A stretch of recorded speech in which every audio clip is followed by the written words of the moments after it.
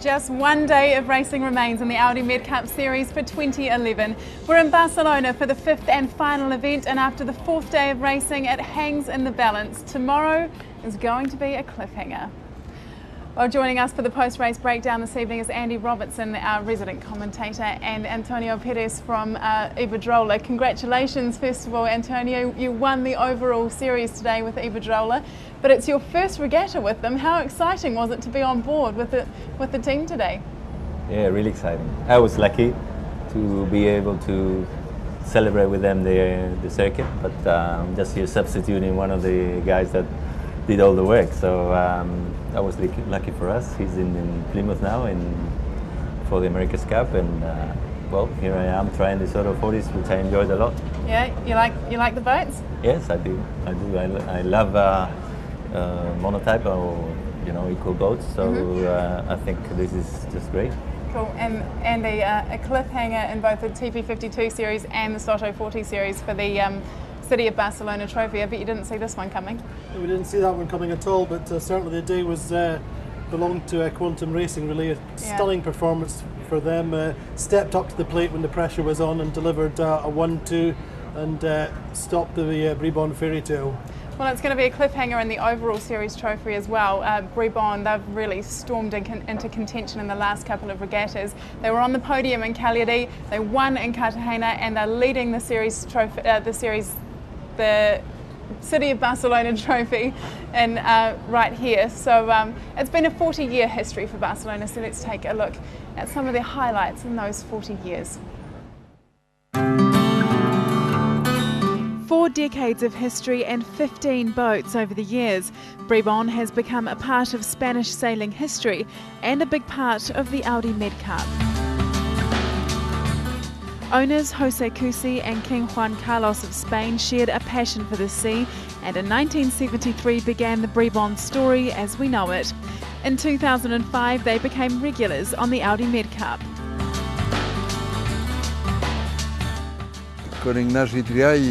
When Ignasi Triay and I decided to build a boat, we spoke with the king, and he was a key person in getting new boats to the TP class.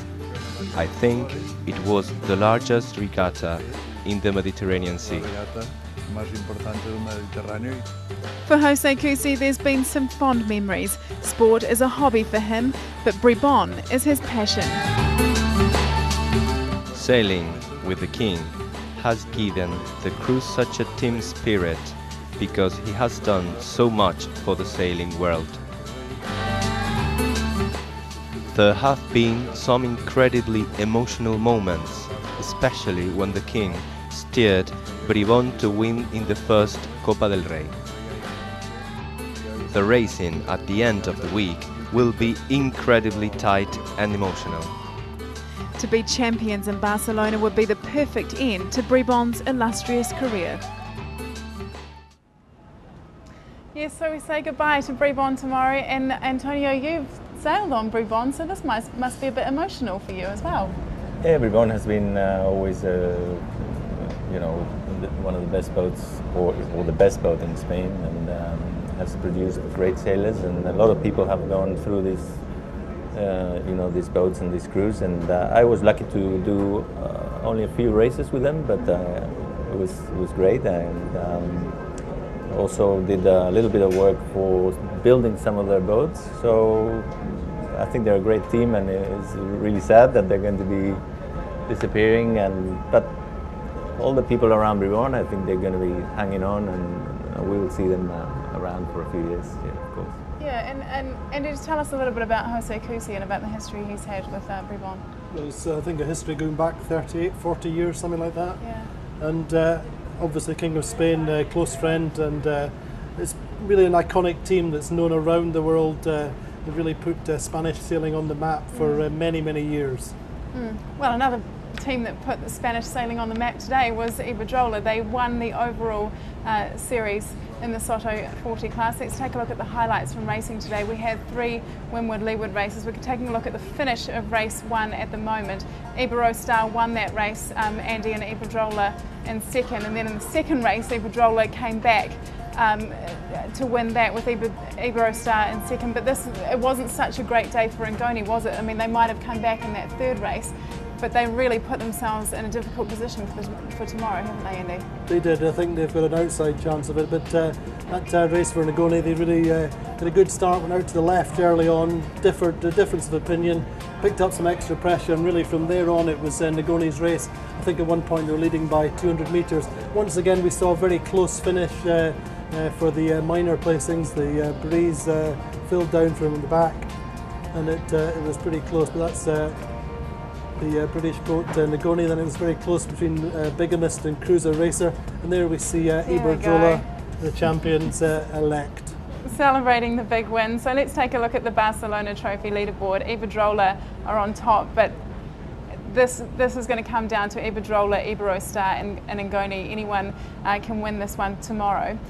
This is the overall result. Iberdrola team have won the series trophy.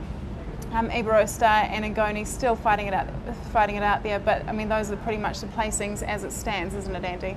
Indeed, yes. I mean, I think there's no way that obviously that Iberdrola can be beaten, but of course their challenge just now is to win the trophy, win the regata, and ensure that they win in each country that we have visited. They obviously didn't win in Cartagena.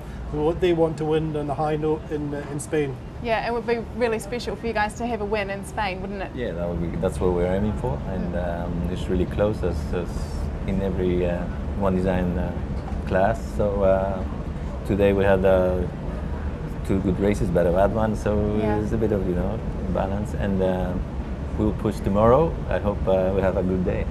Cool. Okay, well let's have a look at the 52 series racing from today. We had two windward-leeward races. Andy, talk us through the start of the first race was today. Absolutely crucial in the battle between Quantum and Bribon, and Quantum took the early advantage and were able to keep Bribon under check for most of the race.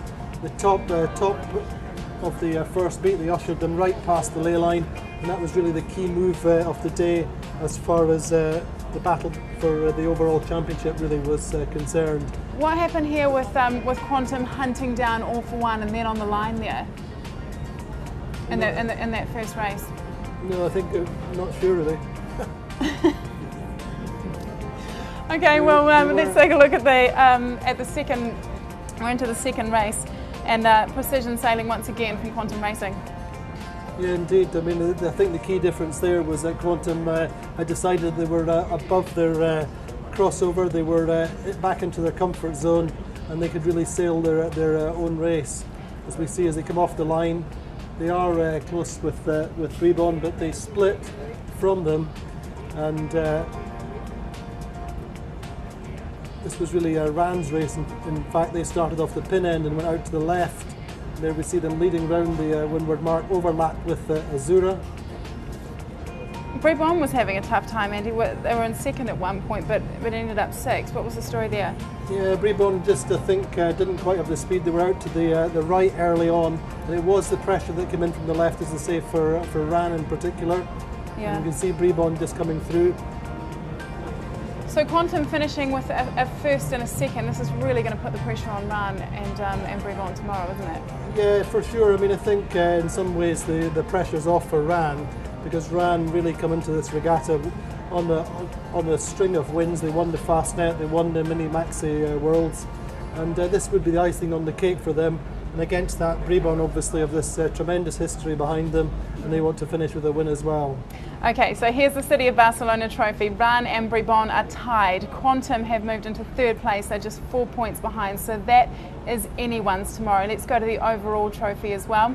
Quantum Racing, a really good lead, a 14-point lead there, so the fight is on for Bribon tomorrow. And Audi Azura and Container, they are out of title-winning contention.